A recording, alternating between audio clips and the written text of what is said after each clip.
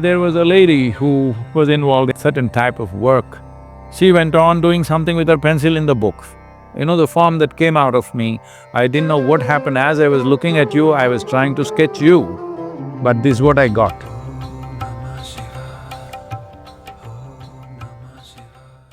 You must understand there are two different kinds of images or two different kinds of consecrations.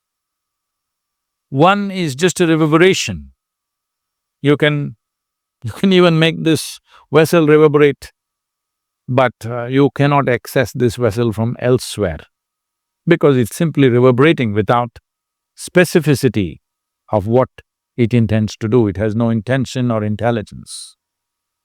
But consecrations which are as complex as the Devi or much more with the Dhyanalinga is, they are not limited by physical space.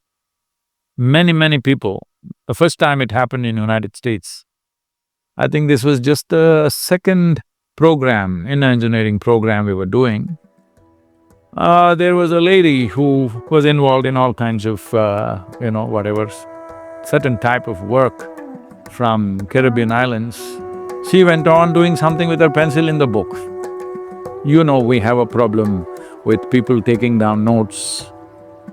I said, no, you cannot take notes, just be with me. She will be looking at me, not even looking at the book, just looking at me and just doing this with her pencil. Then at the end of the 3-hour session, she said, I don't know why something came out of this, and this is the thing that, the form that came out of me. I didn't know what happened. As I was looking at you, I was trying to sketch you, but this is what I got.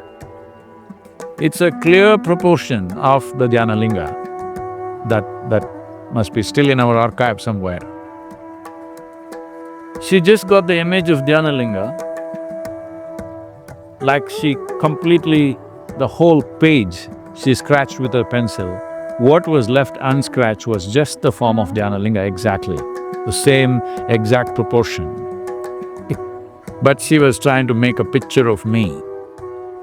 That energy which is the basis of life, how it is going about creating life everywhere.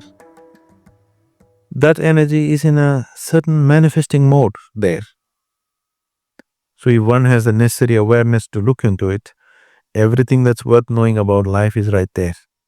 It is not even there, it's right here within you. You are a linga with 7 chakras. It is just that you as a linga have not risen to your highest vibrance. That's all. You are functioning at a low mode. If you push this up to the height, you are a living linga yourself, nothing else. If your energy is raised to a certain pitch, your energies will naturally take the form of an ellipsoid. So, it is not even necessary that you have to go there. It is right here. But because this is right now not in a functioning mode, you go somewhere else where it's in a functioning mode.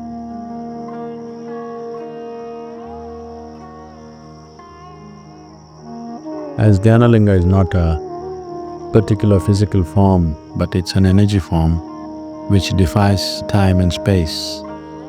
So if one is willing, it's available to you wherever you are. But still that may sound very abstract for many of you. So I would say it's best if you have made at least one visit.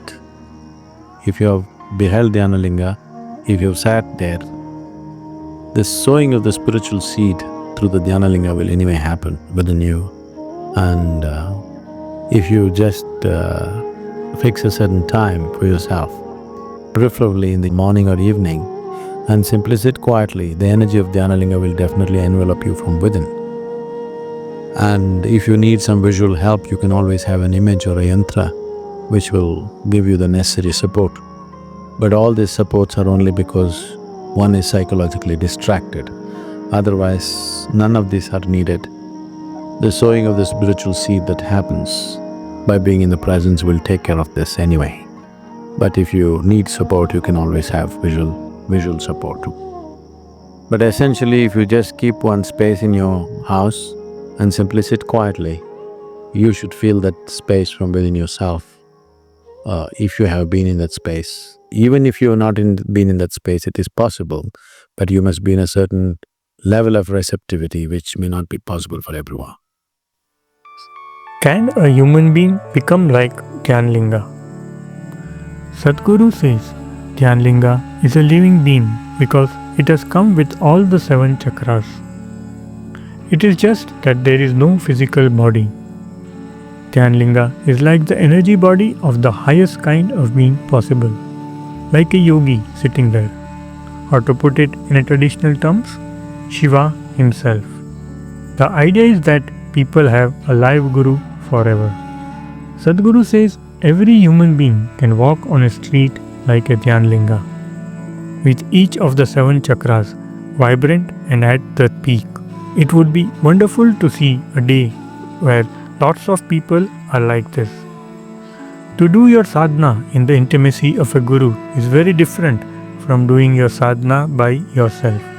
Very few people get that opportunity because it is physically impossible to provide all that time.